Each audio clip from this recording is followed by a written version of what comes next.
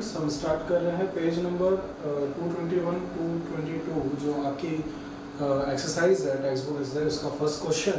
A piece of wire of resistance R is cut into 5 equal parts.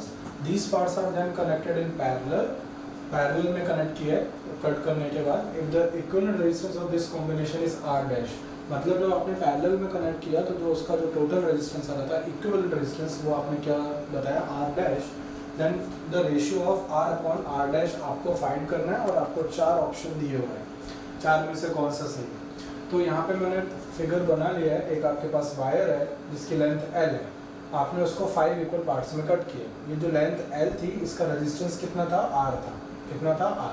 जब आपको पता है कि जो रेजिस्टेंस होती है वो किसके प्रोपोर्शनल होती है, लेंथ के। तो अगर आप लेंथ को 5 इक्वल पार्ट्स में कट करेंगे तो रेजिस्टेंस भी क्या होगी, 5 इक्वल पार्ट्स में डिवाइड हो जाएगी। तो ये R/5, ये R/5, ये R/5, ये R/5 और ये R/5। ओके, तो अब इसका और इन सभी रेजिस्टेंस को, इन पार्ट्स को कैसे अरेंज किया उसने, पैरेलल। कैसे अरेंज किया, पैरेलल। तो इनका इक्विवेलेंट रेजिस्टेंस 1/R डैश कैसे पता चलेगा, 1/, फर्स्ट रेजिस्टेंस क्या है R/5 plus 1/R/5 plus 1/R/5 plus 1/R/5 plus 1/R/5। क्योंकि ये पैरेलल में कनेक्ट है तो पैरेलल का फॉर्मूला सभी को पता है, 1/R डैश जो होगा वो 1/R1 plus R2 plus R3। तो यहाँ पे सभी रेजिस्टेंस के R/5 R/5 R/5, तो 1/R/5। तो अब यहाँ पे क्या होगा, 1/R डैश। आपको पता है ये 5 कहाँ जाएगा, ऊपर जाएगा। तो ये 5 किससे मल्टीप्लाई हो जाएगा, 1 से, क्योंकि ये वाला जो डिनोमिनेटर है ये न्यूमरेटर से मल्टीप्लाई हो जाएगा। तो यहाँ पे आपका आ जाएगा 5/R। उसी तरह यहाँ पे भी आ जाएगा 5/R plus 5/R plus 5/R plus 5/R। Okay, तो R R R R common denominator है तो एलसीएम क्या आ जाएगा, R। ओके, एलसीएम आ जाएगा तो 5 प्लस 5 प्लस 5 प्लस 5 कितना हो जाएगा, 25, है ना। क्योंकि सभी ऐड हो जाएंगे, क्योंकि यहाँ पे डिनोमिनेटर क्या सेम है तो डायरेक्टली न्यूमरेटर क्या हो जाएगा, ऐड हो जाएंगे। तो 1/R डैश क्या है, 25/R है ना। और आपको क्या निकालना है, आपको निकालना है R/R डैश की वैल्यू। किसकी वैल्यू, R/R डैश। तो R इधर जाएगा, है ना। तो आपका आंसर आएगा R/R डैश इक्वल्स टू क्या होगा, 25। Okay, R/R dash equals to क्या है आपका 25। ये वैल्यू आया, मतलब जो आपका R/R डैश का जो वैल्यू है वो 25 है। 25 कौन सा ऑप्शन है, डी। तो आपका आंसर क्या आएगा, डी। ओके, तो जो है which of the following terms does not represent electrical power in a circuit. तो इलेक्ट्रिकल पावर के 3 फॉर्मूले हैं जो हमने पढ़े थे। एक था P = VI, एक था P = I²R, एक था P = V²/R। ये 3 फॉर्मूले थे। ये फर्स्ट रिलेशन था, ये सेकंड और ये थर्ड, ये हमने लेक्चर में पढ़ा था। तो I²R है, IR² नहीं है, तो आपका ऑप्शन कौन सा सही आएगा, बी। तो इसका आंसर क्या आएगा, इस क्वेश्चन का आंसर होगा आपका बी। बी का फॉर्मूला क्या दे रखा है, IR², जो कि पावर का फॉर्मूला नहीं होता है। पावर के फॉर्मूले 3 होते हैं, VI, I²R और V²R। तो I²R ये दे रखा है, VI ये दे रखा है, V²/R ये दे रखा है। तो ये तीनों पावर के फॉर्मूले, पर ये नहीं है। तो आपसे वही पूछा हुआ है, तो आंसर क्या आएगा, B. Okay, an electric bulb is rated 220 volt and 100 watt. When it is operated on 110 volt, the power consumed will be 100 watt, 75 watt, 50 watt और 25 watt। ठीक है, तो यहाँ पे आपको 4 ऑप्शन दे रखे हुए हैं। पहले आपका जो बल्ब है वो कितनी सप्लाई ले रहा है, 220 वोल्ट की, और उसकी जो पावर है वो कितनी है, 100 वॉट। ठीक है, तो सबसे पहले फर्स्ट केस, अगर मैं फर्स्ट केस में देखूँ तो मेरे पास जो V है वो है 220 वोल्ट और पावर जो है वो है आपकी 100 वॉट, है ना। तो मेरे को पता है जो P होता है, फॉर्मूला क्या होता है, V²/R होता है ना। तो सबसे पहले मैं रेजिस्टेंस फाइंड कर रहा हूँ। क्यों, क्योंकि रेजिस्टेंस क्या था, कांस्टेंट था, आपने ओम्स लॉ में पढ़ा था। क्योंकि यहाँ पे कोई भी हम ज्योमेट्रिकल पैरामीटर्स चेंज नहीं कर रहे, ना हम लेंथ चेंज कर रहे, ना एरिया चेंज कर रहे।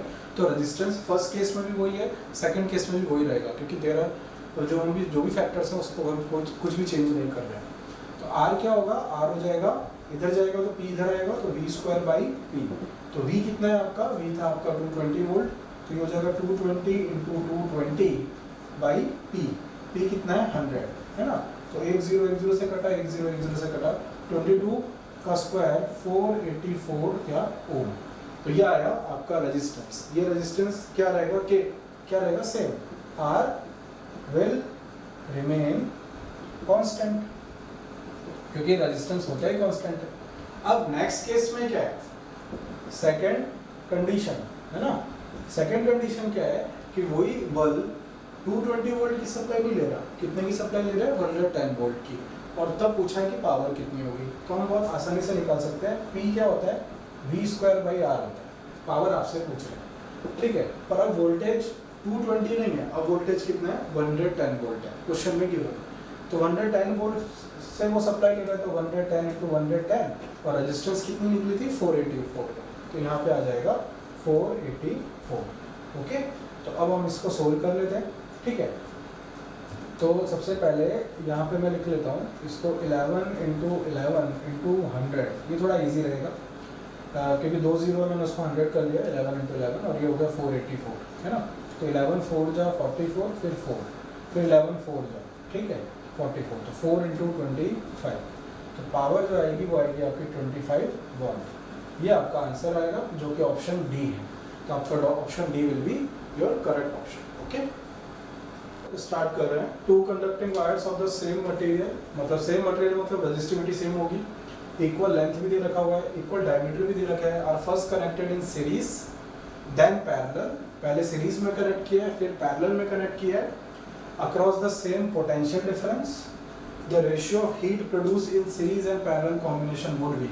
तो हीट प्रोड्यूस का क्वेश्चन है, तो आपको थोड़ा रिवाइज करा दूँ। हीट प्रोड्यूस होती थी I²RT, ये लास्ट में हमने भी डिस्कस किया था लेक्चर में। हीट प्रोड्यूस का फॉर्मूला क्या था, करंट का square into resistance into time, ठीक है। तो सबसे पहले हम 1 बाय 1 चलते हैं। तो हम मान लेते हैं, देखिए मटेरियल सेम है, लेंथ सेम है वायर की, area of cross section same है क्योंकि डायमीटर इक्वल है, तो रेजिस्टेंस क्या रहेगी, सेम ही रहेगी दोनों वायर की, है ना। तो let the resistance be x, मैंने रेजिस्टेंस को क्या मान लिया, x y जो मानना आप मान लो। सबसे पहले हमने किस में कनेक्ट किया है, सीरीज, है ना। तो फर्स्ट केस मैं देख रहा हूँ सीरीज वाला, मैं कौन सा केस डिस्कस कर रहा हूँ, सीरीज, है ना। फर्स्ट केस जो है वो है आपका सीरीज का, जब आपने रेजिस्टेंस किस में कनेक्ट करी है, सीरीज। तो रेजिस्टेंस जो इक्विवेलेंट रेजिस्टेंस होगा आर सीरीज, वो होगा एक वायर की रेजिस्टेंस x है, दूसरे की भी x है, तो टोटल रेजिस्टेंस कितनी होगी, x + x, कितना हो जाएगा, 2x। ये सभी को पता है रेजिस्टेंस इन सीरीज में क्या होता है, डायरेक्ट ऐड हो जाती है, तो टोटल रेजिस्टेंस कितना हुआ सीरीज में, 2x। ओके, अच्छा, अब आपको ये भी पता है कि ओम्स लॉ क्या है, ओम्स लॉ होता है V = IR, है ना। तो I क्या होगा, I होता है V/R, सही है, ठीक है। I V/R है, तो यहाँ पे I = V/R। अच्छा, R यहाँ पे इक्विवेलेंट रेजिस्टेंस कितना है सीरीज में, जब आपने दो वायर्स को ज्वाइन किया कितना है, 2x, तो आपका I क्या हो गया, V/2x, सही है। तो ये I आया, ये R आया, ओके।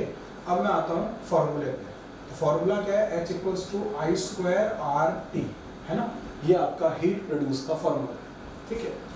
अच्छा, I क्या है, I है V/2x, और I का क्या बोल रहा है, स्क्वायर, तो V/2x का क्या, स्क्वायर इंटू R।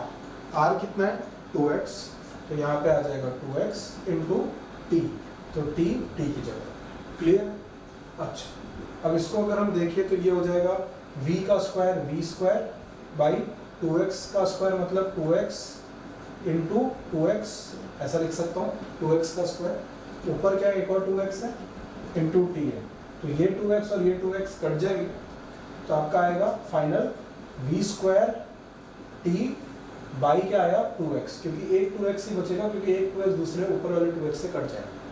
तो ये आपका फॉर्मूला बना किसका, हीट का, जब आपने दोनों वायर किसमें कनेक्ट किए थे, सीरीज में, ठीक है। अब ऐसे ही हम प्रोसीड करेंगे किसके लिए, पैरेलल के, ठीक है। तो बाकी मैं रब कर दूँ, तो वो बस मैं केवल ये हीट का ही फॉर्मूला लिखे रहने दे रहा हूँ, बाकी मैं रब कर, ठीक है।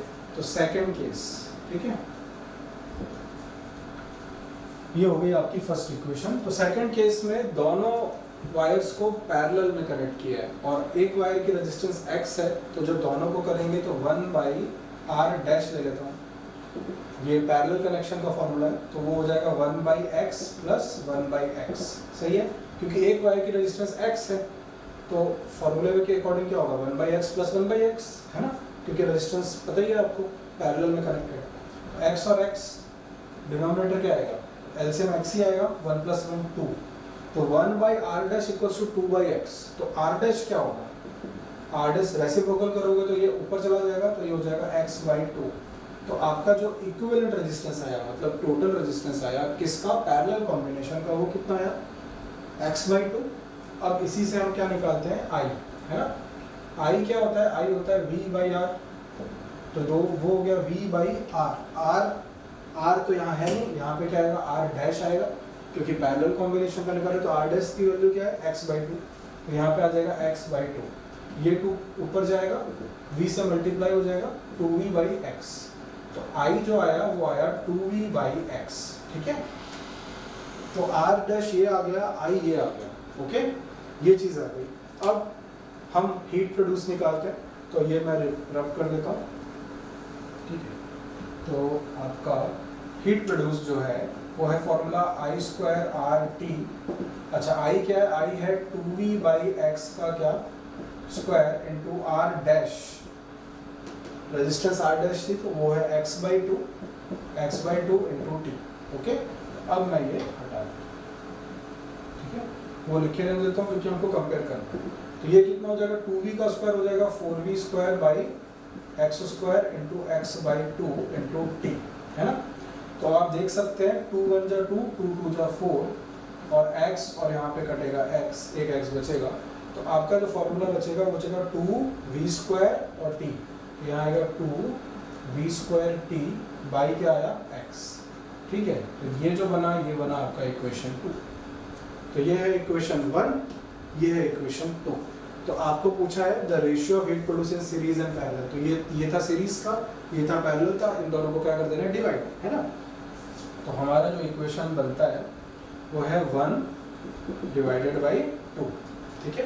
तो 1/2 क्या होगा, 1/2 होगा आपका v²t/2x, है ना, डिवाइडेड बाई 2v²t/x, है ना। तो अब ये जब ऊपर जाएगा, ऊपर मीन्स ये जो डिनोमिनेटर है ऊपर न्यूमरेटर में चला जाएगा, और न्यूमरेटर क्या बन जाएगा, डिनोमिनेटर बन जाएगा, तो मल्टीप्लाई होगा, है ना। तो ये हो जाएगा v²t/2x, ये तो मैंने ऐसा का ऐसे लिखा है, ये ऊपर जाएगा तो यहाँ पे इंटू x आ जाएगा, ऊपर x हो जाएगा, और 2v²t नीचे आ जाएगा। तो आप यहाँ पे देख सकते हैं ये v²t और v²t कट, ये x और x कट, 2 × 2 = 4, तो यहाँ पे क्या है 1/4 और 1:4, तो आंसर क्या आएगा 1:4। तो आपका ऑप्शन कौन सा सही है, सी, ओके, क्लियर। फिफ्थ हम स्टार्ट कर रहे हैं, तो बहुत सिंपल है, how is the voltmeter connected in a circuit to measure the potential difference between 2 points. तो ये हम लेक्चर में डिस्कस कर चुके हैं। वोल्टमीटर हर बार आपका कैसे कनेक्ट होता है, it is always connected parallel across the register, okay. और वो एमीटर कैसे होता है, सीरीज में अक्रॉस द रजिस्टर, ठीक है। तो voltmeter is always connected in parallel across the register, ये आंसर होगा क्वेश्चन नंबर 5 का। क्वेश्चन नंबर 6 पे मूव करते हैं, न्यूमेरिकल है और करते हैं। कॉपर वायर हैज डायमीटर आपको दे रखा है 0.5 mm, ठीक है, एंड रेजिस्टिविटी आपको दे रखी है 1.6 × 10⁻8 ohm metre. What will be the length of this wire to make its resistance 10 ohm. अगर आपको 10 ओम रेजिस्टेंस बनानी है तो आपको कितना लंबा वायर, कितनी लेंथ वाला वायर लेना पड़ेगा। How much does the resistance change if the diameter is doubled. एक और क्वेश्चन ऐड है, अगर डायमीटर आप डबल कर देते हैं तो रेजिस्टेंस पे क्या अफेक्ट आएगा। तो सबसे पहले हम स्टार्ट करते हैं, तो क्वेश्चन नंबर 5 तो सिंपल सा था, इसको हम हटा देते हैं और एक वायर का पहले डायग्राम बनाते हैं और चीज़ों को थोड़ा और अच्छे से समझने की कोशिश करते हैं, ठीक है। तो ये आपका एक वायर बना, ये उसका एरिया ऑफ क्रॉस सेक्शन है। Area of cross section circular है, तो इसका एरिया क्या होगा, πr²। सभी को पता है सर्कुलर क्रॉस सेक्शन का एरिया क्या होता है, πr²। ये वायर का क्रॉस सेक्शन है, क्या है, क्रॉस सेक्शन। अच्छा, रेडियस क्या होता है, रेडियस होता है डायमीटर का हाफ, तो यहाँ पे πr² है ना, तो वहाँ पे मैं d/2 का क्या हो सकता है, स्क्वायर, है ना, क्योंकि रेडियस होता है d/2, diameter by half, diameter by 2, तो ये हो जाएगा आपका πd²/4। मैं बस इतना बताना चाह रहा था कि जो एरिया ऑफ क्रॉस सेक्शन है उसका फॉर्मूला क्या बन जाएगा in terms of diameter, πd²/4, ठीक है। तो ये आपके लिए एक इंपॉर्टेंट पार्ट है। अब हम इसका गिवन पैरामीटर लिख लेते हैं। हमारे पास डायमीटर कितना है, 0.5 mm। हमारे पास डायमीटर जो है वो है 0.5 mm, ओके। तो तो सबसे पहले इसको अगर हम कन्वर्ट करें मीटर में तो ये हो जाएगा 0.5 इंटू 10⁻³ क्या मीटर, 1000 से डिवाइड करना पड़ेगा तो 10⁻³ ले सकते हैं। और रजिस्टिविटी का सिंबल क्या था, रो, जो दे रखी है 1.6 इंटू 10⁻8 ओम मीटर। ये हमने रजिस्टिविटी ले ली। हमको रेजिस्टेंस चाहिए कितनी, 10 ओम। वो बोल रहे हैं कि रेजिस्टेंस हमको कितनी चाहिए, 10 ओम। तो आर हमको कितना चाहिए, 10 ओम। और हमको फाइंड क्या करना है, लेंथ। ओके, हमको फाइंड क्या करना है, लेंथ। तो ये तो आपका जो क्वेश्चन में से वैल्यूज मिल सकती थी वो मिल गई, डी, रो, आर की। एल आपको फाइंड करना है। तो आपने एक फॉर्मूला पढ़ा था, वो था R equals to rho L by A. ये आपका फॉर्मूला था। आपको क्या निकालना है, एल निकालना है। तो एल को यही रहने दीजिए, ए को इधर ले जाइए तो आर इंटू ए हो जाएगा और रो नीचे आ जाएगा। तो फॉर्मूला इस तरह से बन जाएगा, एल क्या हो जाएगा, इधर चला जाएगा तो आर ए बाई क्या, रो। ठीक है, तो रेजिस्टेंस कितनी है, रेजिस्टेंस है 10, तो ये हो जाएगा 10 इंटू एरिया। एरिया क्या है, पाई डी स्क्वायर बाई 4, मतलब पाई की वैल्यू कितनी, 22/7, तो यहाँ पे 22 और नीचे चला जाएगा 7, है ना। और रो की वैल्यू कितनी है, 1.6 इंटू 10⁻⁸। ओके, 22/7। ठीक है, ये 22/7 ये है पाई, जो कि एरिया का है। पाई एरिया कितना है, पाई डी स्क्वायर बाई 4। डी कितना है आपका, 0.5 इंटू 10⁻³ का क्या, स्क्वायर। ओके, तो यहाँ पे आप इस तरह से देख लीजिए, रेजिस्टेंस आर जो थी 10 ओम वो इधर आ गई। फिर एरिया था पाई डी स्क्वायर बाई 4, तो पाई 22/7, ये रहा 22/7। फिर डी स्क्वायर मीन्स डायमीटर का स्क्वायर, तो 0.5 इंटू 10⁻³ का स्क्वायर। और एक 4 बचा है, तो यहाँ पे मैं कर देता हूँ 4। ओके, तो ये आपकी कैलकुलेशन आ गई। ठीक है, तो अब हम इसको आगे करेंगे। तो एल वो हो गया आपका 10 इंटू 22 इंटू 0.5 इंटू 0.5 इंटू 10⁻³ का स्क्वायर हो जाएगा 10⁻6, 10⁻³ का स्क्वायर हो जाएगा 10⁻6 और 0.5 into 0.5 7 into 4 into 1.6 into 10⁻8। Okay, तो अब यहाँ पे थोड़ी कैलकुलेशन करते हैं। ठीक है, तो यहाँ तो आपका इसको 10/10 इंटू 22 इंटू 0.5 मतलब 5/10 होगा, तो 7 इंटू 4 इंटू 1.6। देखो सबसे पहले 10⁻8 ऊपर जाएगा तो +8 हो जाएगा, तो +8 में से -6 जाएगा तो ऊपर क्या बचेगा, 10⁻² बचेगा, है ना, क्योंकि ये वाला जब ऊपर जाएगा इसके लिए। यहाँ पे 10 का डेसिमल है तो ये 5/10 इंटू 5/10। ओके, 0.5 है ना, तो 5/10 हो गया। ठीक है, और 7 इंटू 4 इंटू 1.6 आ गया, ये मैंने इसका डेसिमल रिमूव कर दिया 10 इंटू 2। ठीक है, इतना हो गया पार्ट आपका। अब हम करते हैं आगे। तो यहाँ पे ये 10 और ये 10 कैंसिल हो जाता है, ठीक है ना, और ये 5 2 जा और ये 2 11 जा। ठीक है, तो ये हो जाएगा 11 इंटू 5 55 इंटू 10⁻² बाई आपका 10 स्क्वायर आ गया, और यहाँ पे 7 4 जा 28 इंटू 1.6, है ना, 28 इंटू 1.6। क्लियर है। ठीक है, तो अब इसको आप सोल्व करिए। ये एल हम निकाल रहे हैं, क्या निकाल रहे हैं, लेंथ। ठीक है, तो इसको आप सोल्व करेंगे तो एल जो आएगी आपकी 122.7 मीटर आएगी। Okay, clear. ये वाला diameter of wire is doubled, diameter आपने डबल किया, what will be effect on resistance. तो आपको पता है रेजिस्टेंस का रिलेशन एरिया के साथ क्या है, इनवर्सली प्रोपोर्शनल। और एरिया क्या है, एरिया मैंने बताया था पाई डी स्क्वायर बाई 4, और आपने डायमीटर डबल कर दिया।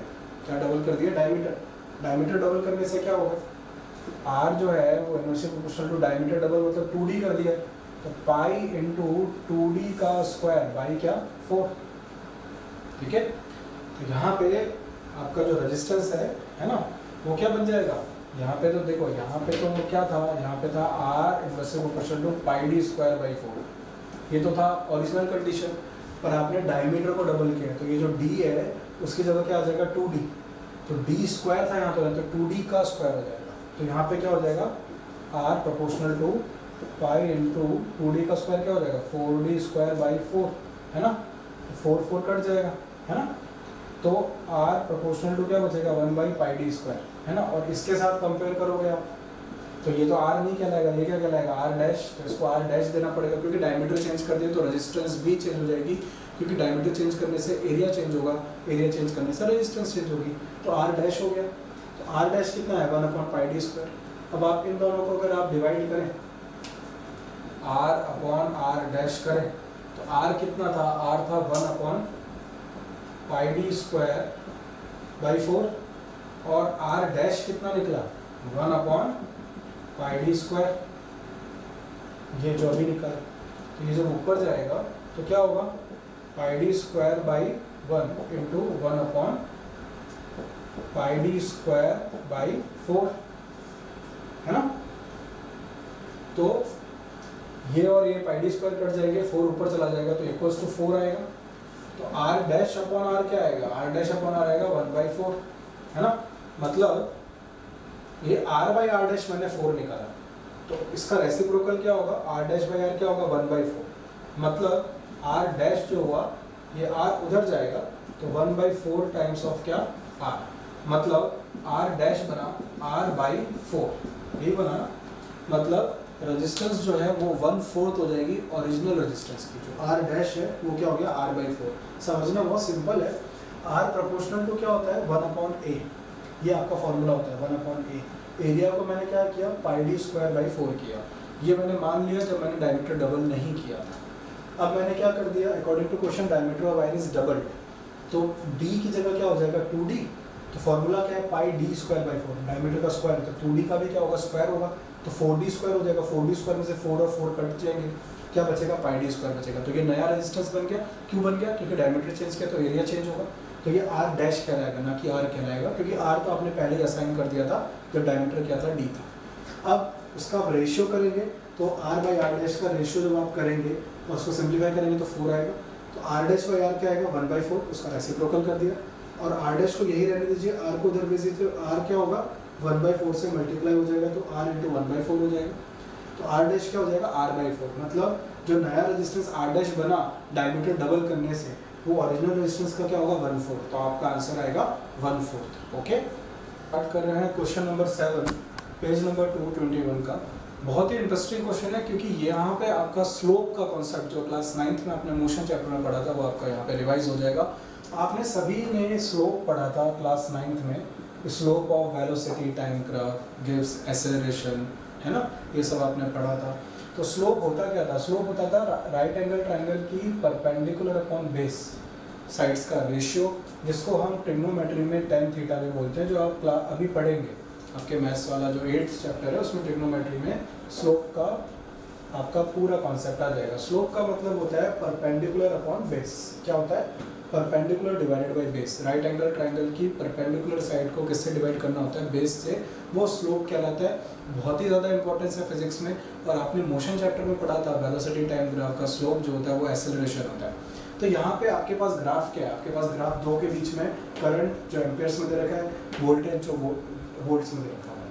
तो करंट जब 0.5 एम्पेयर था तो वोल्ट 1.6 था, इसी तरह कुछ पैरामीटर्स आपको दे रखे हैं। सबसे पहले आपको क्वेश्चन को ग्राफ पे प्लॉट करना है, तो हमने ग्राफ पे प्लॉट कर दिया जैसे कि आप देख रहे हैं। ग्राफ पे प्लॉट किया तो सबसे पहले मैंने करंट 0.5, मैंने करंट को x एक्सिस पे लिया और वोल्टेज को मैंने किस पे लिया है, y एक्सिस पे लिया।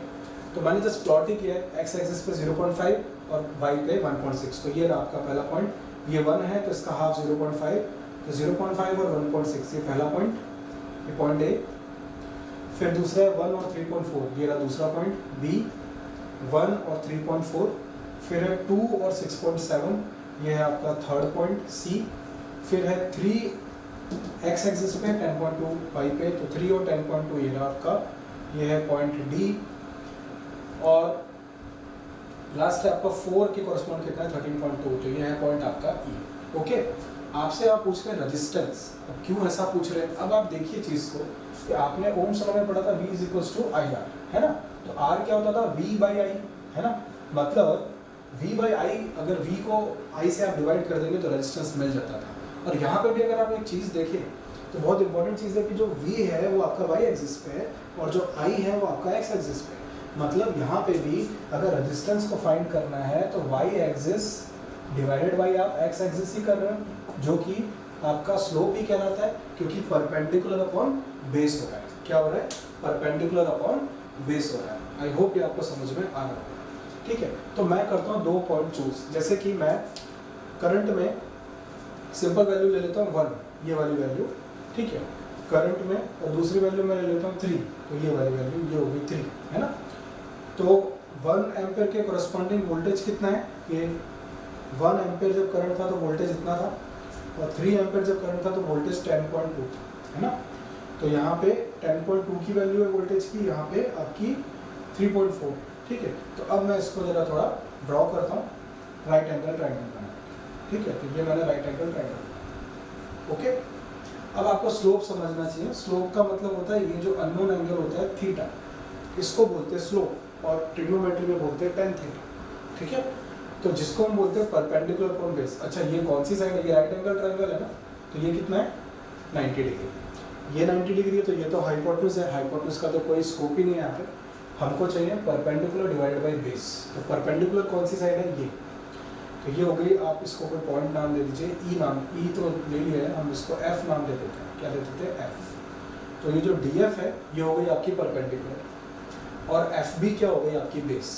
मतलब this side by this side आपको क्या देगा? स्लोप। और यहाँ पे स्लोप क्या है? आपका रेजिस्टेंस है, क्योंकि ये वैल्यू क्या दे रखी है? ये वैल्यू दे रही है, ये वैल्यू दे रही है change in value of v, क्योंकि v यहाँ पे कितना है? 10.2, और यहाँ पे कितना है? 3 यहाँ पे कितना है? 10.2, और यहाँ पे v कितना है? 3.4, ओके। तो ये कितना होगा? देखो आप इस तरह से समझिए इसको, ये आपका 10.2 है और ये आपका कितना है? 3.4 है। तो ये जो वैल्यू है ना, यहाँ से लेके यहाँ तक, ये है 10.2 पूरी यहाँ तक, और ये जो वैल्यू है ये है आपकी 3.4, ठीक है। तो इस 10.2 में से ये 3.4 माइनस करोगे तभी आपकी इतनी साइड आएगी जो कि इसके बराबर है।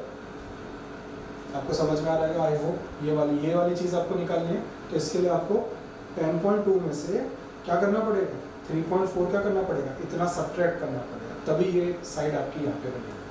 तो 10.2 में से 3.4 आप माइनस करिए। 10.2 माइनस 3.4 8 और 6.8, तो ये वैल्यू कितनी आएगी? 6.8। ये वैल्यू मतलब इतनी जो वैल्यू आएगी है ये आपकी 6.8। तो ये आपको क्या मिल गया? परपेंडिकुलर। क्या मिल गया? परपेंडिकुलर, ठीक है। अब इसी तरह करंट निकालना। अच्छा, करंट की वैल्यू यहाँ पे कितनी है? 3, यहाँ पे कितनी है? 1। तो इसका मतलब ये होता है कि यहाँ से लेके यहाँ तक कितना है? 3, और यहाँ से लेके यहाँ तक कितना है? 1। आई होप ये समझ में आ रहा होगा। ये 3 है और ये 1 है। आपको कितनी चाहिए? इतनी चाहिए। तो क्या करेंगे? 3 में से 1 को माइनस कर देंगे, तो कितना हो जाएगा? 2। तो यहाँ वैल्यू कितनी आएगी? 2। समझ में आया? अब आप देखिए, ये आपका राइट एंगल ट्रायंगल हो गया। ये कौन सी साइड होगी? परपेंडिकुलर, और ये हो गई बेस। अच्छा, परपेंडिकुलर क्या शो कर रही है? Change in value of v, और बेस क्या शो कर रही है? Change in value of i, that is current. और रेजिस्टेंस क्या होता है? v upon i। तो इसका मतलब हो गया v की वैल्यू कितनी है? r क्या हो जाएगा? r हो जाएगा आपका change in value of v, delta v by delta i। इसको चेंज बोलते हैं, स्मॉल चेंज, ठीक है। तो चेंज कितना हुआ? 6.8। आप ये नहीं भी लिखेंगे तो भी चलेगा, कोई इशू नहीं है। r क्या हुआ? 6.8 बाई 2, 6.8 बाई 2। तो रेजिस्टेंस कितनी आई आपकी? 3.4 ओम। तो इस तरह से इससे हमको एक इन्फ्रेंस भी मिलता है, एक रिजल्ट भी मिलता है। वो ये मिलता है कि क्या रिजल्ट मिलता है? ये आपका 1 मार्क्स में आ सकता है। Slope of vi graph gives what? Resistance. vi graph का स्लोप क्या देता है? रेजिस्टेंस, ठीक है। तो इससे क्वेश्चन ये आपका सोल्व होता है। होप ये आपको क्लियर हो गया। Question number 8, when a 12 volt battery is connected across an unknown resistor, there is a 2.5 milli ampere current flow हो रहा है और आपको रेजिस्टेंस निकालनी है। तो क्वेश्चन बहुत ही सिंपल है, एक ही फॉर्मूले पर डिपेंड करता है। यहाँ पे वोल्टेज दे रखा है 12 वोल्ट और जो करंट दे रखा है वो दे रखा है 2.5 मिली एम्पेयर। मिली का मतलब 10 to the power -3 तो ये हो गया एम्पेयर में कन्वर्ट। तो आपको पता ही है according to Ohm's law, according to Ohm's law V equals to I R. तो रेजिस्टेंस फाइंड करना है तो V अपॉन आई करना है ना। तो V कितना है, V है आपका 12, यहाँ पे 12 बाई आई कितना है 2.5 इंटू 10 टू द पावर -3 है ना। तो 10 टू द पावर -3 जब ऊपर जाएगा तो प्लस हो जाएगा, तो R जो हो जाएगा वो हो जाएगा 12 तो यहाँ पे था 10 टू द पावर -3 ऊपर गया तो 10 का क्यूब बाई 2.5। ओके, अब ये 10 का डेसिमल है, ये रिमूव होगा तो एक जीरो ऊपर और बढ़ जाएगा, तो ये हो जाएगा 12 into 10 to the power 4 by क्या 25 है ना। इसको हम लिख लेते हैं, दैट मीन्स 12 इंटू 10000 बाई क्या 25। ओके, तो ये हो जाएगा 25, 4 जा 100 होता है 20 वाट, 12 इंटू 400, तो रेजिस्टेंस आएगी 12 इंटू 400, तो वो होगा 12 4 जा 4800 ओम है ना, इतनी रेजिस्टेंस आएगी। अगर आपको इसको किलो ओम में कन्वर्ट करना है तो 4800 बाई क्या करना पड़ेगा 1000, अगर किलो ओम में कन्वर्ट करना है तो 20 से कट जाएंगे तो 4 किलो ओम, ये आपका आंसर है और ये भी आपका ही आंसर, ठीक है। तो ये आपका क्वेश्चन कंप्लीट होता है। Number 9, a battery of 9 volt, voltage कितना दे रखा है 9 volt, is connected in series with resistors of 0.2 0.3, ठीक है, respectively how much current would flow. तो यहाँ पे आपसे करंट पूछ रहा है और आपको कुछ रेजिस्टेंस दे रखी है जो कि सीरीज में कनेक्टेड है, और सीरीज कनेक्शन में करंट क्या होता था सेम होता था और पोटेंशियल डिफरेंस अलग होता था। तो करंट क्या होगा सभी रजिस्टर्स के अक्रॉस क्या होगा सेम होगा, तो वो करंट हमको फाइंड करना है, ठीक है। तो यहाँ पे जो आर सीरीज जो फॉर्मूला होता है, सीरीज जब रेजिस्टेंस सीरीज में कनेक्ट होती है तो वो होता है R1 plus R2 plus R3 plus R4 plus R5, ठीक है। तो यहाँ पे R सीरीज जो होगा R1 कितना है 0.2 ओम, 0.2 प्लस 0.3 प्लस 0.4 प्लस 0.5 प्लस 12 है ना। तो R सीरीज आपका हुआ 0.2 0.3 0.5 0.5 1.4, तो ये हो जाएगा 12 और 1.4 दैट इज 13.4 ओम। ये हो गया आपका टोटल रेजिस्टेंस सीरीज में। तो आई आपको पता है, आई होता है क्या V अपॉन आर, तो V कितना 9 अपॉन 13.4, ये 9 वोल्ट और R 13.4, तो ये हो जाएगा आपका 10 का डेसिमल है तो 10 ऊपर चला जाएगा, तो 90 बाई 134, क्योंकि 13.4 है तो बाई 10 आएगा, तो इसको आप कैलकुलेट करेंगे तो 0.67 एम्पेयर आपका आंसर आएगा। Clear. How many 176 ohm resistors in parallel required to carry 5 ampere on a 220 volt line। आपके पास जो सप्लाई है वो 220 वोल्ट की है जिसमें 5 एम्पेयर करंट फ्लो कर रहा है, और आपको पूछ रहे हैं कि ऐसे 176 ओम रजिस्टर जिनको हमने पैरेलल में कनेक्ट किया कितने रिक्वायर्ड है, कितने इसमें लग सकते हैं इस लाइन में। 176 ओम रजिस्टर्स का मतलब है आप बल्ब्स भी ले सकते हो, ट्यूबलाइट्स भी ले सकते हो 176 ओम की, ठीक है। तो वो आपको पूछ रहे थे। सबसे पहले एक छोटी सी थ्योरी डिस्कस कर लूँ जो इस क्वेश्चन को बहुत ईजी कर देगा। अगर आपके पास n रजिस्टर्स है और या तो आप उसको सीरीज में कनेक्ट करते हो या तो आप पैरेलल में, तो आपको पता है कि सीरीज कनेक्शन क्या होता है R series R plus R, R1 plus R2 plus R3, मतलब अगर n रजिस्टर्स हैं तो R plus R dot dot dot R into n, तो इफेक्टिव रेजिस्टेंस कितनी हो जाएगी n इंटू R। सिंपल सी चीज़ है। आपके पास अगर मान लीजिए एक बल्ब है जिसका कितना है रेजिस्टेंस 5 ओम, और आपके पास अगर 1000 बल्ब है वही रेटिंग के, तो 1000 इंटू 5 आपके पास टोटल रेजिस्टेंस कितना आएगा 5000 हो। वो कैसे गवर्न होगा n इंटू आर, जब वो सीरीज में कनेक्ट होंगे, ठीक है। तो ये तो था सीरीज का, पर यहाँ सीरीज वाला क्वेश्चन है या क्वेश्चन पैरेलल का पूछा हुआ है, तो सीरीज वाला तो मैं रब कर दूँ, ठीक है, ये वाला ऑप्शन यूज़ नहीं होगा इस क्वेश्चन में, ठीक है। पैरेलल की मैं बात करूँ तो 1/r p मतलब पैरेलल क्या होगा 1/r plus 1/r plus dot dot dot 1/r, यही फॉर्मूला होता है किसका पैरेलल का। कितने रजिस्टर्स है आपके पास पता नहीं, आपने n लिए तो n टाइम्स ऑफ दिस, तो n टाइम्स ऑफ दिस मतलब क्या हो जाएगा n टाइम्स n इंटू 1, तो n बाई क्या आएगा r, मतलब जो रेजिस्टेंस पैरेलल में कनेक्ट होती है तो उसका रिजल्ट क्या आता है n/r। ये n/r आया, अभी rp का नहीं है, rp निकालने के लिए क्या हो जाएगा ये रेसिप्रोकल हो जाएगा, तो rp क्या हो जाएगा r/n, rp क्या हो जाएगा rp हो जाएगा r/n, ओके, ये आपका rp हो जाएगा कि n/r है तो रेसिप्रोकल कर देंगे तो ये rp के निकल जाएगा। तो अब इस क्वेश्चन के अंदर आपको तो निकालना है हाउ मैनी, मतलब यहाँ आपसे जो पूछ रहा है वो पूछ रहा है n, ठीक है, और आपको r की वैल्यू दे रखी है 176 ओम, है ना, और आर पी की वैल्यू पता नहीं है, वही हमको पता करना। सबसे पहले वो पता करते हैं, ठीक है। तो आर पी की वैल्यू पता करने के लिए सिंपल सा फॉर्मूला है V equals to I R, है ना। तो आर पी जो है आपका वो है आपका P बाई आई। V कितना है 220 और I कितना है 5, है ना। तो 5 4 जा 20, फिर 5 4 जा 20, तो ये आया आर पी कितना आया आपका 44 ओम, ठीक है। तो यहाँ से आपको मिला आर पी। तो एन क्या होगा, एन होगा आपका आर अपॉन आर पी, है ना।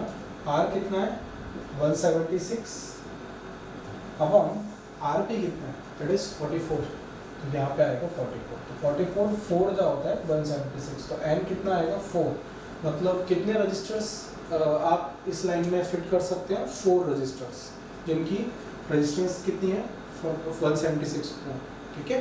तो ऐसे कितने रजिस्टर्स फिट कर सकते हैं 4, तो आंसर आपका 4 है।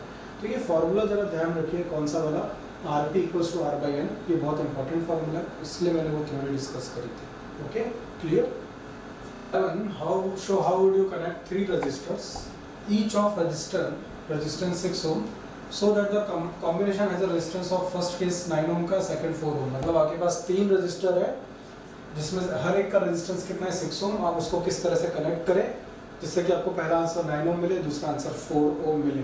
तो देखिए एक चीज़ तो इसमें से पहले ही इम्पॉर्टेंट है कि जो तीनों रजिस्टर्स है R1 वो R2 या R3 इक्वल्स टू R लिख देता हूँ, जो कि है 6 ओम, है ना, क्योंकि तीनों रजिस्टर जो है वो उनकी रेजिस्टेंस सेम है 6 ohm, R1 R2 R3 equals to R that is 6 ohm. अब मैं ऑब्वियस सी चीज़ पहला तो यही हो जाता है कि सीरीज में तो ले नहीं सकते, क्योंकि सीरीज में लेंगे तो 6 + 6 + 6 18 हो, ना ये ऑप्शन फिट हो रहा है ना ये ऑप्शन फिट हो रहा है ना, सेकंड वाला ऑप्शन भी फिट नहीं हो रहा है, तो सीरीज का तो बात ही खत्म हो जाती है। अब हम क्या करते हैं, 2 को पैरेलल में लेते हैं वो, और फिर एक को सीरीज में लेते हैं। मतलब मैं अरेंजमेंट कुछ इस तरह से करना चाह रहा हूँ, एक मैंने इस तरह का बनाया, दूसरा इस तरह का, और एक इस तरह का। तो आपको पता चल गया होगा ये 6 ओम, ये 6 ओम और ये 6, है ना। तो ये मैंने अरेंजमेंट किया, तो आपको पता है ये और ये क्या है पैरेलल में, ठीक है। तो सबसे पहले इनका हम करते हैं। तो 1/r equals to 1/6 + 1/6, 1/6 + 1/6 that is 2/6, LCM 6 ही आएगा, तो वो हो जाएगा 1/3, मतलब 1/r equals to 1/3 which implies what, r कितना आया 3 ओम आया, सही है, क्योंकि 1/r 1/3 है, तो r क्या होगा, रेसिप्रोकल कर देंगे तो क्या आ जाएगा 3 ओम आ जाएगा। मतलब ये जो टोटल जो रेजिस्टेंस आ रही है ये कितनी आ रही है 3 ओम आ रही है, मतलब इसको और इसको अगर आप कनेक्ट करेंगे पैरेलल में तो ये इक्विवेलेंट रेजिस्टेंस कितना दे रहा है 3 ओम, ठीक है। तो मतलब इसको मैं सिंप्लीफाई करके इसको अगर मैं हटा दूँ, मतलब मैंने जो पहले लगा रखा था 6, अब उसकी जगह मैं क्या लिख सकता हूँ, क्या 3 ओम, क्योंकि उन दोनों ने तो मिलके कितना दे दिया 3। अब ये 3 और ये 6, r डैश जो हुआ वो क्या हुआ, ये 3 क्या था, ये 3r था, ठीक है, तो r + 6, ये क्योंकि ये दोनों तो सीरीज में, तो r डैश क्या हुआ r + 6 दैट इज 3 + 6 कितना है 9 ओम। तो जो फर्स्ट कंडीशन है वो सेटिस्फाई हो गई। मतलब आपको पता चलेगा कि 2 रजिस्टर को क्या करता हूँ मैं पैरेलल में लगाता हूँ और एक को सीरीज में उसके साथ। तो ये आपका पहला क्वेश्चन प्रूव हो गया, ठीक है। अब हम दूसरे पे चलते हैं। तो दूसरे में भी कुछ अलग से ही करना पड़ेगा। अब हम क्या करते हैं कि एक रेजिस्टेंस और ये 2 इधर कुछ इस तरह का अरेंजमेंट बनाते हैं, ठीक है। तो ये आपको 6 ओम, ये 6 ओम और ये 6 ओम, अब आपको पता चल रहा होगा क्या क्या, ठीक है। अब ये सब चीज़ें ट्राई कर करके पता चलती है, ऐसे पता नहीं चलेगा, ठीक है। तो ये 6 और ये 6 ये दोनों किसमें है, सभी को पता है किसमें, सीरीज में, एक ही लाइन है। और ये दोनों सीरीज में जो इनकी इफेक्टिव रेजिस्टेंस आएगी, मतलब टोटल रेजिस्टेंस आएगी, वो 6 ओम के साथ क्या होगी, पैरेलल में होगी, ठीक है। तो हम सबसे पहले सीरीज का निकाल लेते हैं। तो आर सीरीज क्या होगा 6 + 6 दैट इज 6 + 6 कितना आया 12 ओम, है ना। तो अब जो सर्किट है ये 6 ओम को मैं हटा के इन दोनों की जगह पे क्या लिख सकता हूँ, एक सिंगल रेजिस्टेंस लिख दूँ जो कि कितना हो जाएगी 12 ओम, ठीक है। अब ये 12 ओम और ये 6 ओम किस में, पैरेलल में, तो 1/r इक्वल्स टू क्या होगा, 1/6 प्लस 1/12, ठीक है। तो 12 और 6 में एलसीएम 12, 6 2 जा 2 प्लस 1 दैट इज 3/12, ओके। तो 1/r इक्वल्स टू क्या हुआ, 3/12, तो 3 1 जा 3, 3 4 जा 12, तो क्या है 1/4, है ना। तो 1/r 1/4 है, तो r कितना आएगा, r आएगा आपका 4 ओम, कितना आएगा 4 ओम, तो जो नेक्स्ट कंडीशन में चाहिए। तो नेक्स्ट कंडीशन का कैसा रहेगा डायग्राम, इस तरह से, बस आपको बताना पड़ेगा 6 ओम किस में है, सीरीज में, और वो दोनों मिला 6 ओम के साथ क्या है, parallel, okay. Text book exercise का क्वेश्चन नंबर 12 इलेक्ट्रिसिटी का स्टार्ट कर रहे हैं। Several electric bulbs designed to be used on a 220 volt electric supply line are rated 10 watt each। जो बल्ब्स का जो पावर है वो 10 वॉट है, एक बल्ब का पावर, और उनको कौन सी लाइन में ऑपरेट करना है, मतलब कितनी वोल्टेज सप्लाई मिल रही है, 220 वोल्ट की। हाउ मैनी बल्ब्स, आपसे पूछा गया कितने bulbs can be connected in parallel with each other across the two wires of 220 volt lines if the maximum allowable current is 5 ampere। तो जो सप्लाई है वो 220 वोल्ट की है, और जो मैक्सिमम अलाउबल करंट है वो आपका 5 एम्पेयर, जो मैक्सिमम करंट जो फ्लो कर सकता है वायर में से वो है 5 एम्पेयर। तो ये आपका क्वेश्चन है, और जो क्वेश्चन है वो है हाउ मेनी बल्ब्स, ये मेन क्वेश्चन है कि कितने बल्ब्स आप कनेक्ट कर सकते हैं। तो सबसे पहले इसको सोल्व करने से सबसे पहले हम क्या करेंगे, इसमें सबसे पहले हम निकालेंगे रेजिस्टेंस ऑफ वन बल्ब, ठीक है। तो रेजिस्टेंस ऑफ वन बल्ब, एक बल्ब में कितनी रेजिस्टेंस होगी, तो आपको पता है जो रेजिस्टेंस है वन बल्ब की, ठीक है ना, वो आपको एक फॉर्मूला पता है जिसको हम बोलते हैं v²/p, क्योंकि p क्या होता है, p होता है v²/r, ये आपने पढ़ा है ना। तो r क्या होगा, r इधर जाएगा, p इधर आएगा, तो r क्या होगा v²/p, है ना। तो ये हुआ रेजिस्टेंस ऑफ वन बल्ब। तो v क्या है, v आपका 220 वोल्ट है, तो 220 इंटू 220, है ना, क्योंकि v²/p पावर कितनी है 10 वॉट, तो ये हो गया 10 वॉट, ठीक है। तो 22 इंटू 22 484 और 00/10 कट जाएगा, तो आंसर आएगा आपका 4840 ओम। तो ये हुई रेजिस्टेंस ऑफ वन बल्ब, कितना हुआ रेजिस्टेंस ऑफ वन बल्ब, ये सबसे पहले आपने निकाला। रेजिस्टेंस एक बल्ब का कितना आएगा 4840। अब हम फाइंड करेंगे टोटल सर्किट जो है जिसमें से हम 5 एम्पीयर करंट ही पास कर सकते हैं, उसमें टोटल रेजिस्टेंस कितनी होगी। तो टोटल रेजिस्टेंस जो आपकी गवर्न होगी, इसके लिए इसको रख कर देता हूँ मैं, ठीक है। तो हाँ, टोटल रेजिस्टेंस जो होगी वो होती है V=IR, ठीक है। तो R जो है वो क्या होगा V/I। अच्छा, V कितना है, V है 220 वोल्ट, और करंट कितना मैक्सिमम फ्लो कर सकता है 5, ओके। तो इसको आप डिवाइड करेंगे तो 5 4 जा 20, 5 4 जा 20, तो कितना आएगा 44 ओम। तो ये जो R है, ये जो आपका आया, ये क्या आया टोटल रेजिस्टेंस किसकी, सर्किट की, ओके।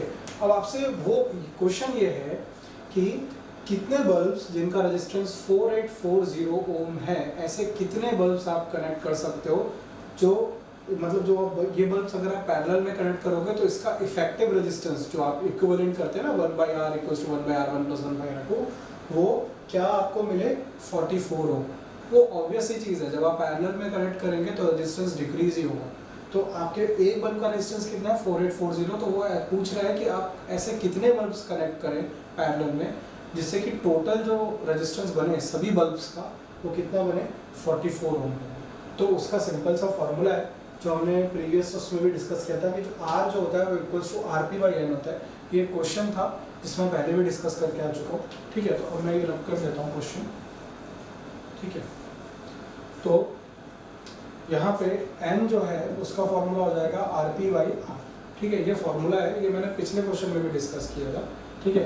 मतलब जो प्रीवियस कुछ क्वेश्चंस थे उसमें भी आया था, जब N रजिस्टर्स आप पैरेलल में कनेक्ट करते हो, N रजिस्टर्स इन पैरेलल, ये मैंने केस प्रीवियस क्वेश्चंस में भी डिस्कस किया था। तो RP हो गया 4840 अपॉन R है आपका 44, ओके। तो ये हुआ, तो ये आपको देगा N, n मतलब नंबर ऑफ बल्ब्स, ओके। तो ये आप 44 बन जा 44, फिर 4 4 बजा 1 और 0, तो ये आएगा 110 क्या बल्ब्स। तो आंसर आएगा कितने 110 बल्ब्स। तो आप 110 बल्ब्स 4840 ओम कैपेसिटी के इतने रेजिस्टेंस के आप पैरेलल में कनेक्ट कर सकते हो, जिससे कि सर्किट का जो टोटल रेजिस्टेंस बनेगा वो 44 ओम ही बनेगा, एक तो वो भी है और दूसरा वो 5 एम्पियर को पास होने देगा। तो इस तरह से क्वेश्चन कंप्लीट होता है।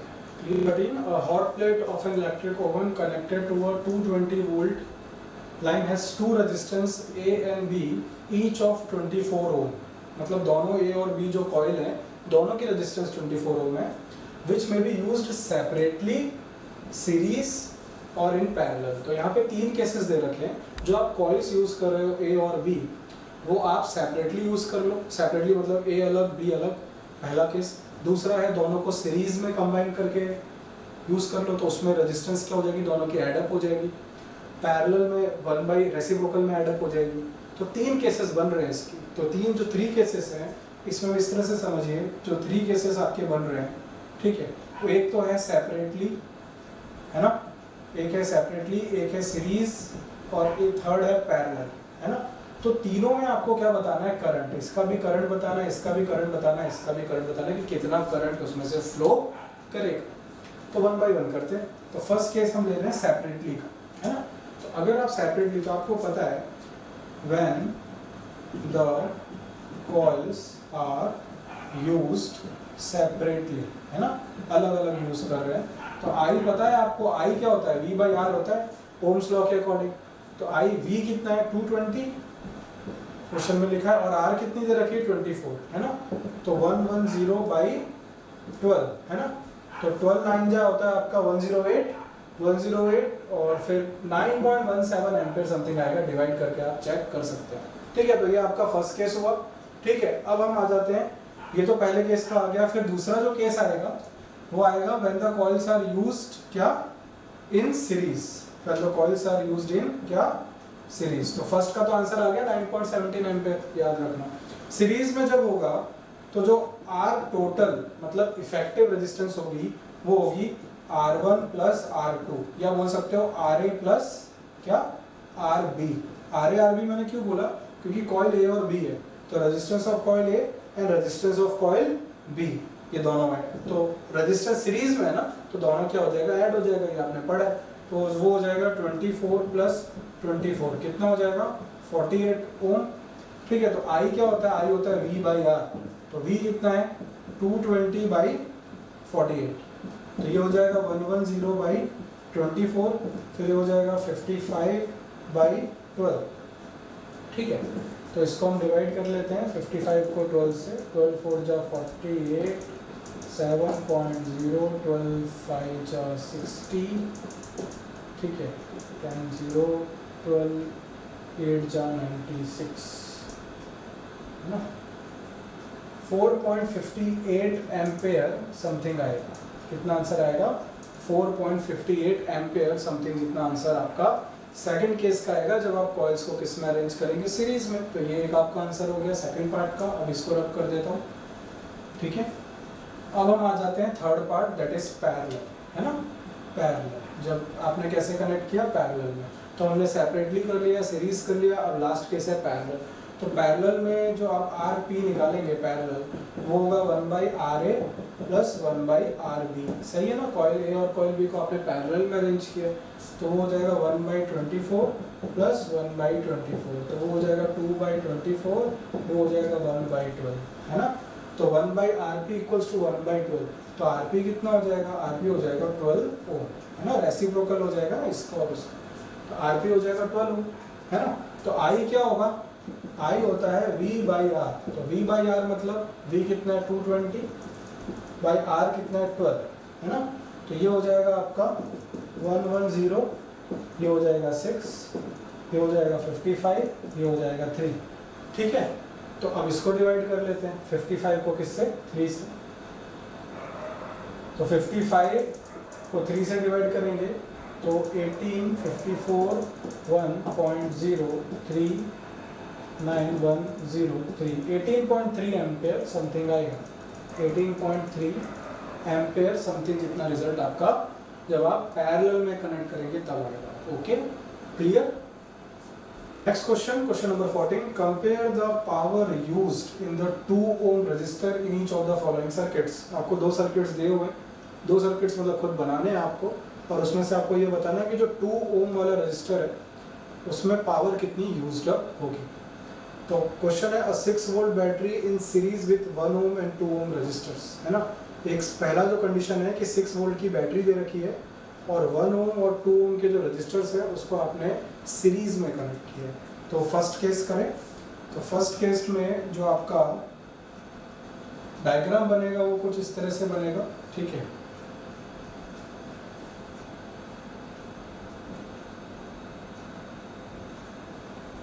ये आपका 2 ओम 1 ओम और 2 ओम, मतलब जो पहले जो रजिस्टर दे रखे हैं सीरीज में वो एक 1 ओम है, दूसरा 2 ओम है।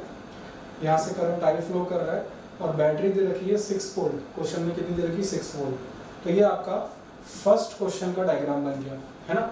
सीरीज में कनेक्टेड है 1 और 2 ओम, और आपसे क्वेश्चन पूछा कि 2 ओम कितनी, 2 ओम में कितना पावर जनरेट हो रहा है। ये जो 2 ओम जो बल्ब ले लो, कुछ भी ले लो, उसमें पावर कितना जनरेट हो रहा है। तो पावर निकालने के लिए सबसे पहले हम देखते हैं ये दोनों किस में कनेक्टेड है? सीरीज में। तो RT मतलब टोटल रेजिस्टेंस, इस सर्किट का टोटल रेजिस्टेंस कितना होगा? R1 plus R2 that is 1 plus 2 that is कितना? 3 ओम, है ना। ये हुआ टोटल रेजिस्टेंस। अच्छा, according to Ohm's law I क्या होता है? V इक्वल्स टू IR होता है, तो I क्या होगा? V by R। अच्छा, V कितना है? 6, तो ये हुआ 6 वोल्ट है, और R टोटल रेजिस्टेंस कितनी सर्किट की? 3, जो आपने अभी निकाली। तो 3 2 जा, तो 2 एम्पेयर आपका क्या आया? करंट। तो I जो है वो आया आपका 2 एम्पेयर। अब ये 2 एम्पेयर क्या है? करंट फ्लो कर रहा है इस सर्किट में से, और आपको पता है ये दोनों रजिस्टर किस में? सीरीज में। और सीरीज सर्किट में लेक्चर में क्या बताया था कि ये था कि सीरीज सर्किट में जो करंट होता है वो क्या होता है? सेम होता है।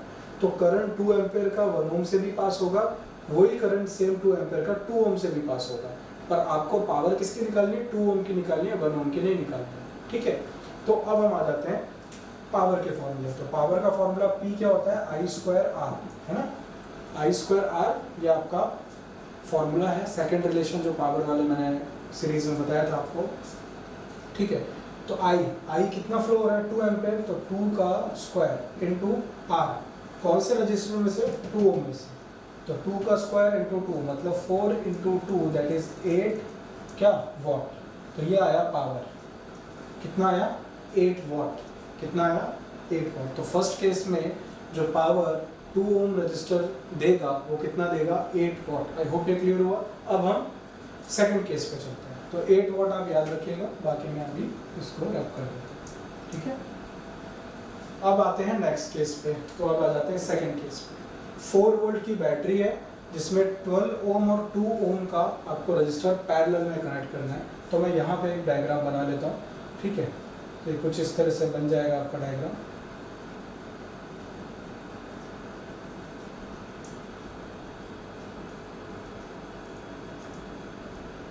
एक आपका 12 ओम और एक आपका 2 ओम, है ना।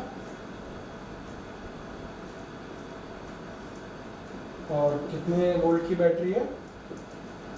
4 वोल्ट, ठीक है। और यहाँ पे एक आप स्विच दिखा दीजिए, क्लोज्ड कंडीशन। तो ये बन गया आपका 4 वोल्ट की बैटरी, 4 वोल्ट की बैटरी जिसमें 12 ओम और 2 ओम क्या है? पैरेलल में, ठीक है। और आपको पावर किस में से निकालनी है? 2 में से। तो आपको एक चीज़ तो पता है कि पैरेलल सर्किट में वोल्टेज क्या रहता है? सेम ना, 4 वोल्ट। तो 4 वोल्ट 12 ओम के अक्रॉस भी होगा और 2 ओम के अक्रॉस भी होगा, क्योंकि पैरेलल कनेक्शन में वोल्टेज सेम होता है, करंट डिफरेंट होता है, ठीक है। तो 4 वोल्ट ही 2 ओम के अक्रॉस होगा, है ना। अच्छा, तो I P के जो फॉर्मूले हैं, एक होता है V²/R, है ना, और एक होता है P = I²R, है ना। तो अब यहाँ से हम पावर निकाल सकते हैं। देखिए यहाँ से पावर कैसे निकल सकता है? R जो पावर हमको निकालना है ना, हाँ, तो V²/R। तो क्या है आपका? V कितना है? 4, तो 4 का स्क्वायर बाई क्या? 2। सिंपल है, वोल्टेज V कितना है? 4, और आर कितना है, किसके अक्रॉस निकालना है, 2 ओम के, तो वी स्क्वायर बाई आर, तो 4 का स्क्वायर 16/2 कितना है आपका 8 वॉट पावर निकाल रहे हैं। तो सेकंड केस में भी पावर कितनी आई 8 वॉट और फर्स्ट केस में भी पावर कितनी आई थी 8 वॉट। तो दोनों का रेशियो क्या होगा, तो इसको मैं दे देता हूँ P1, मतलब P1 फर्स्ट केस का P1 हो गया पावर, इसका हो गया P2। तो अब आप देख सकते हैं कि P1/P2 का मतलब हो गया 8 वॉट 8/8 है ना, 8/8 दैट इज 1/1 और 1:1। तो इस तरह से क्वेश्चन आपका complete. 2 lamps, one rated 100 watt at 220 volt and other rated 60 watt at 220 volt are connected in parallel। Parallel में कनेक्ट किया तो सबसे पहले इसका थोड़ा डायग्राम देख लें। डायग्राम कुछ इस तरह से होगा कि एक बल्ब है, ठीक है, फिर एक आपका दूसरा बल्ब है, ठीक है, उनको पैरेलल में कनेक्ट किया।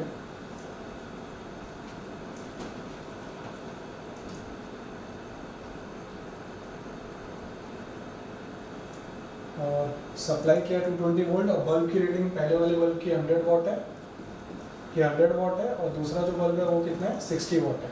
दोनों को पैरेलल में कनेक्ट किया हुआ है 220 वोल्ट की सप्लाई से। What current is drawn from the line if the supply voltage is 220 volt. Current पूछ रहे हैं आपसे आई, तो आई होता है V/R है ना, तो V तो है, R नहीं है। R भी अलग अलग होगा क्योंकि ये इसका पावर अलग है, इसका पावर अलग है, दोनों का पावर अलग है, तो रेजिस्टेंस भी दोनों की अलग होगी। तो सबसे पहले दोनों की R हम निकालेंगे, इस बल्ब का भी इस बल्ब का भी। उसके बाद वो दोनों रेजिस्टेंस किस में कनेक्शन देखिए कौन सा है पैरेलल, तो उसका हम इफेक्टिव रेजिस्टेंस निकालेंगे।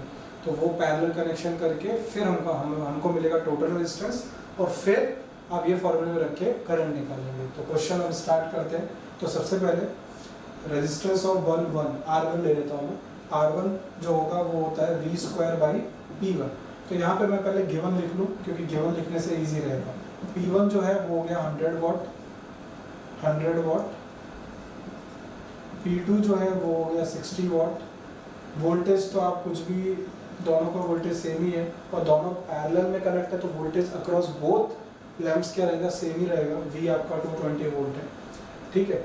तो ये आपका रहता है। तो आपको पता है कि रेजिस्टेंस ऑफ बल्ब 1 क्या होगा V²/P1। V²/P1 मतलब 220 × 220/P1 क्या आएगा 100। तो 1 और 2 22 का स्क्वायर होता है 484 ओम। तो जो R1 आया वो कितना आया 484 ओम आया। मतलब इस बल्ब में कितनी रेजिस्टेंस है 484 ओम। कितनी है 484, मतलब ये जो 100 वॉट का बल्ब है इसके अंदर रेजिस्टेंस कितनी है 484। अब उसी तरह हम 60 वॉट वाले बल्ब की रेजिस्टेंस फाइंड करेंगे। तो उसको लिखते हैं R2, वो होगा V²/P2 है ना, पावर सेकंड बल्ब की आएगी। तो 220 × 220 बाई क्या आएगा 60 है ना, तो ये और ये कट हो जाएगा, तो 4840/6 है ना। तो इसको आप सोल्व करेंगे तो 806.7 ओम आएगा, ठीक है। मतलब ये जो 60 वॉट की जो पावर है इसके अंदर कितना रेजिस्टेंस है, इसके अंदर है 806.7 ओम का रेजिस्टेंस। अब आपको पता है कि ये बल्ब 484 ओम कंटेन करता है, ये 806.7 ओम, और ये दोनों किस में कनेक्टेड है पैरेलल में। तो इनका टोटल रेजिस्टेंस कैसे होगा 1/R1 + 1/R2, यही आपने पढ़ा है। तो अब वो करते हैं, तो इसका आप स्क्रीनशॉट ले लीजिएगा। अब आगे करते हैं। तो आगे आपको पता है टोटल रेजिस्टेंस है ना, तो टोटल रेजिस्टेंस निकालने के लिए टोटल रेजिस्टेंस ऑफ सर्किट है ना क्या होगा 1/Rp = 1/R1 + 1/R2। तो 1/R1 कितना होगा 1/484 + 1/806.7 ओके, = 1/R1 + 1/R2। तो अब इसका एलसीएम लेते हैं। तो आपको पता है 1/Rp = क्या होगा, देखो ये दोनों अनलाइक है तो एलसीएम तो दोनों का क्या होगा, सिंपल है, ये इधर जाएगा ये इधर जाएगा और ये दोनों आपस में क्या हो जाएंगे मल्टीप्लाई हो जाएंगे। तो ये हो जाएगा 484 + 806.7 / 484 × 806.7। तो 484 806.7 और 484.7019129.7 ठीक है 1290.7 और ये आएगा 390,442.8, ये आपका मल्टीप्लाई करेंगे तो ये आएगा, ठीक है। अब इसको, ये तो आपका इतना पार्ट आया। अब ये कंप्लीट होने के बाद ये तो आपको क्या मिल रहा है 1/RP। तो अगर आपको RP चाहिए मतलब टोटल रेजिस्टेंस, तो उल्टा हो जाएगा ये रेसिप्रोकल, तो 442.8 बाई 1290.7, तो ये आप करेंगे तो ये 302.5 ओम जैसा कुछ आएगा आपका, 302.5 ओम आएगा, ठीक है। इसको आप अगर कैलकुलेट करेंगे तो ये आया आपका टोटल रेजिस्टेंस। क्या आया टोटल रेजिस्टेंस? तो करंट आई क्या होगा? करंट आई होगा V/R। तो V कितना है 220, R कितना आया आपका? R जो टोटल रेजिस्टेंस आया इन दोनों बल्ब्स का मिला के वो आया 302.5, तो 302.5, तो ये 10 का डेसिमल है तो ऊपर 1 0 बढ़ जाएगा, 2200/3025, इसका आंसर आएगा 0.73 एम्पेयर। तो ये सब कैलकुलेशन आप कर लीजिएगा और हो भी जाएगी, इतना हार्ड नहीं, ठीक है। तो 0.73 एम्पेयर आपका आंसर आएगा, okay. Number 16, which uses more energy, a 250 watt TV set in 1 hour or a 1200 watt toaster in 10 minutes। आपको दो केसेस दे रखे हैं। टीवी 250 वाट की टीवी है जो 1 आवर के लिए चल रही है, तो वो कितनी एनर्जी कंज्यूम करेगी। दूसरा है टोस्टर जो 1200 वाट कैपेसिटी का है और जो 10 मिनट्स के लिए रन हो रहा है, वो कितनी आपका एनर्जी कंज्यूम करेगा। तो एनर्जी का जो फॉर्मूला है, तो एनर्जी का जो फॉर्मूला है वो सभी को याद है, पावर इनटू टाइम, है ना। अब इसमें खास बात यह है कि यहाँ पे जो पावर होती है वो किलोवाट में होती है और टाइम जो होता है वो किस में होता है, आवर में होता है। ये दो चीज़ें खास ध्यान होती है जब आप इलेक्ट्रिकल एनर्जी की बात करते हैं, ठीक है। तो हम सबसे पहले निकालते हैं फॉर टीवी सेट, है ना। टीवी सेट की जो पावर है वो है 250 वाट, है ना। इसको किलोवाट में करना है तो 250 बाई किससे डिवाइड कर देंगे, 1000 से, क्योंकि किलो का मतलब 1000 होता है, तो डिवाइड कर देंगे तो ये आ जाएगा 0.25 क्या किलो वाट। और टाइम कितना है 1 आवर, तो आवर में तो दे ही रखा है तो कुछ चेंज करने की ज़रूरत है नहीं। तो इलेक्ट्रिकल एनर्जी क्या आ जाएगी, power into time. Power into time, power कितनी है 0.25 इनटू आवर 1 आवर, है ना। तो ये कितना हो जाएगा 0.25 किलोवाट आवर, ये आपका इलेक्ट्रिकल एनर्जी आएगा, ठीक है। फर्स्ट केस का टीवी सेट का कितना है 0.25। अभी हम करते हैं किसका, टोस्टर का, फॉर टोस्टर, है ना। पावर कितनी है टोस्टर की 1200 वाट, सॉरी 1200 वाट। तो वाट है तो इसको किससे डिवाइड करेंगे 1000 से, तो ये कितना हो जाएगा 1.2 किलोवाट, है क्लियर। और टाइम कितना है 10 मिनट्स है, तो 10 मिनट्स को आवर में कन्वर्ट करने के लिए 60 से डिवाइड कर देंगे, क्योंकि 1 आवर में 60 मिनट्स होता है, तो ये हो जाएगा 1/6, है ना। तो 1200 वाट था, ठीक। तो अब एनर्जी क्या होगी, एनर्जी होगी आपकी 1.2 kilowatt power into time, that is 6, है ना। तो ये हो जाएगा 12/10 इंटू 1/6, क्योंकि 1.2 का मतलब 12/10, 6 2 जा 2/10, तो ई हो जाएगा 0.20 किलोवाट आवर, है ना। क्योंकि 2/10 मतलब 0.2 और 0.2 बोले 0.20 बोलो एक ही बात है, ठीक है। सिग्निफिकेंट फिगर्स तो अभी नहीं पढ़ रहे हैं हम लोग। तो 0.20 किलोवाट आवर ये आपका रहेगा। तो आप खुद ही देख सकते हैं, आप इसको नाम दे दीजिए E1, है ना। ये P1 ये T1, यहाँ पे P2 ये T2 और ये E2 और ये E2।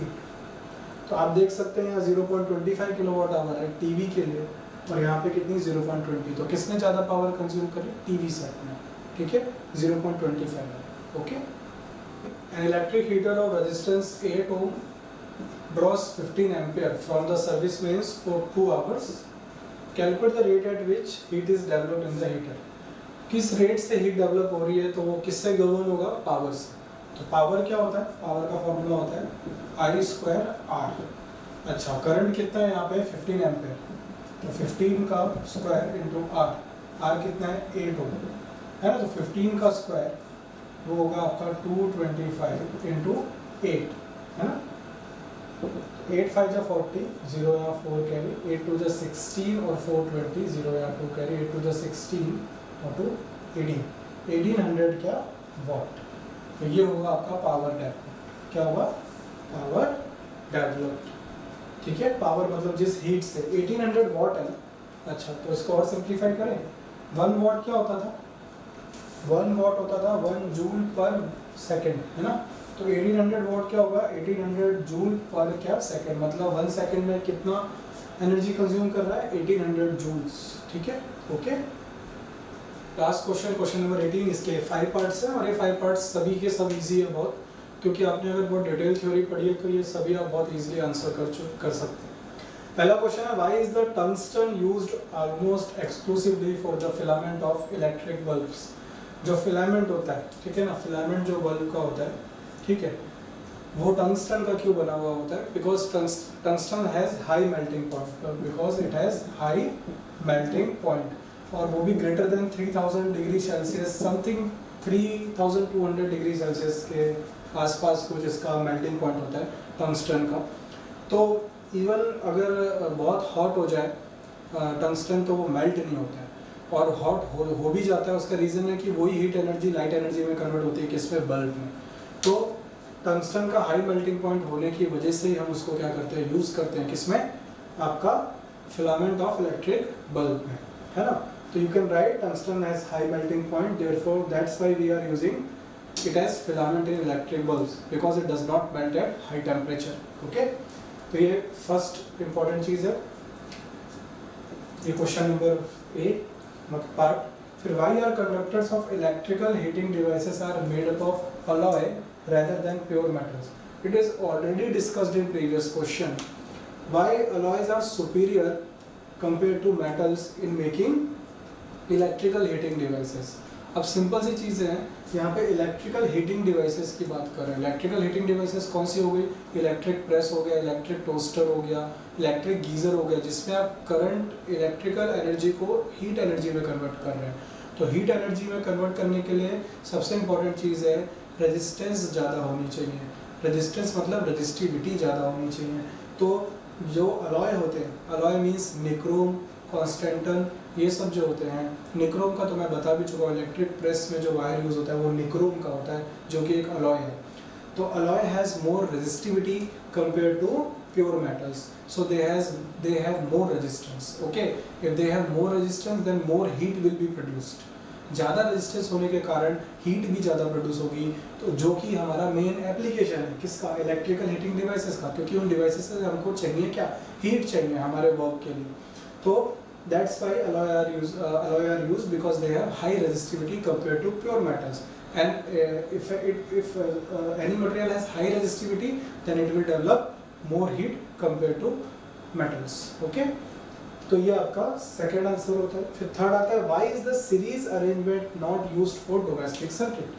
तो यहाँ पे ये जो क्वेश्चन है, ये क्वेश्चन वापस ही पूछ लिया गया है, क्योंकि एक क्वेश्चन आपने पढ़ा था, what is the advantage of parallel over series, मतलब पैरेलल सर्किट का क्या एडवांटेज है सीरीज से।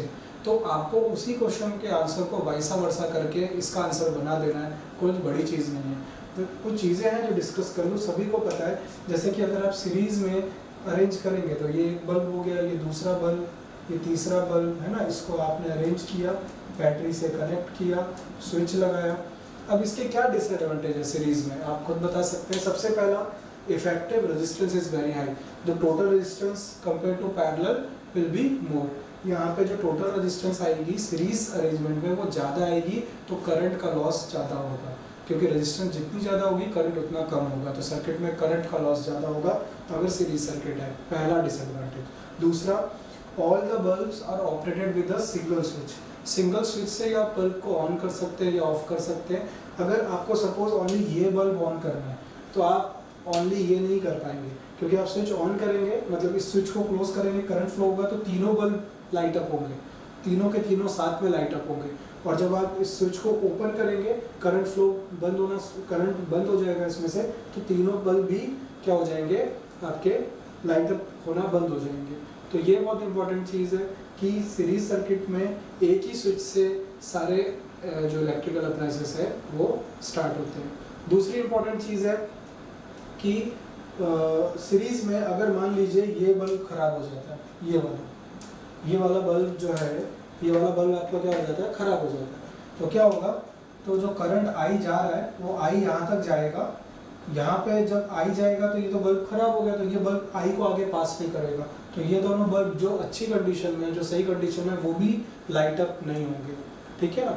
तो ये सब डिसएडवांटेजेस है। इसका आंसर आप वो जो मैंने पैरेलल ओवर सीरीज का एडवांटेज बताया था उसी को आप रिवर्स करके लिख सकते हैं, पूरा का पूरा आंसर इसमें से बन सकता है, ठीक है। तो ये कुछ इसके और भी इसके हैं। एक तो ये आपके हो गया स्विच वाला हो गया, इफेक्टिव रेजिस्टेंस हाई हो गया, फिर आप मतलब अगर एक बल्ब फ्यूज़ होता है तो बाकी बल्ब्स को करंट पास नहीं होगा। तो ये सब कुछ इसमें जो मेजर प्रॉब्लम्स है सीरीज सर्किट में वो ये सब है। दूसरा, each bulb gets different voltage, जैसे कि लास्ट मतलब 4 पॉइंट डिस्कस कर लिए मैंने। एक तो मैंने कर लिया रेजिस्टेंस इज़ वेरी हाई, एक है मैंने कर लिया कि सिंगल स्विच से ऑपरेट होते हैं सभी, एक मैंने कर लिया अगर वन बल्ब फ्यूज़ हुआ, वन बल्ब क्या होता है आपका फ्यूज़ होता है, एक बल्ब फ्यूज़ होता है तो बाकी बल्ब्स पे भी करंट सेंड नहीं होगा, ये हो गया।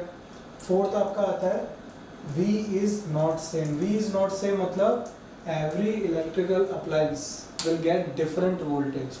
अगर ये 220 वोल्ट्स की लाइन है, जैसे बैटरी से तो नहीं बता सकता, 220 वोल्ट की बैटरी होती नहीं है, ठीक है। तो जस्ट मान लो ये 6 वोल्ट की बैटरी है, 220 वोल्ट तो नहीं कर सकता, 24 वोल्ट कर सकता। तो 24 वोल्ट की बैटरी है तो यहाँ पे वोल्टेज अलग होगा, यहाँ पे वोल्टेज अलग होगा और यहाँ पे वोल्टेज अलग होगा। Voltage will be different in case of series circuit. तो ये कुछ डिसएडवांटेजेस है किसके, सीरीज के।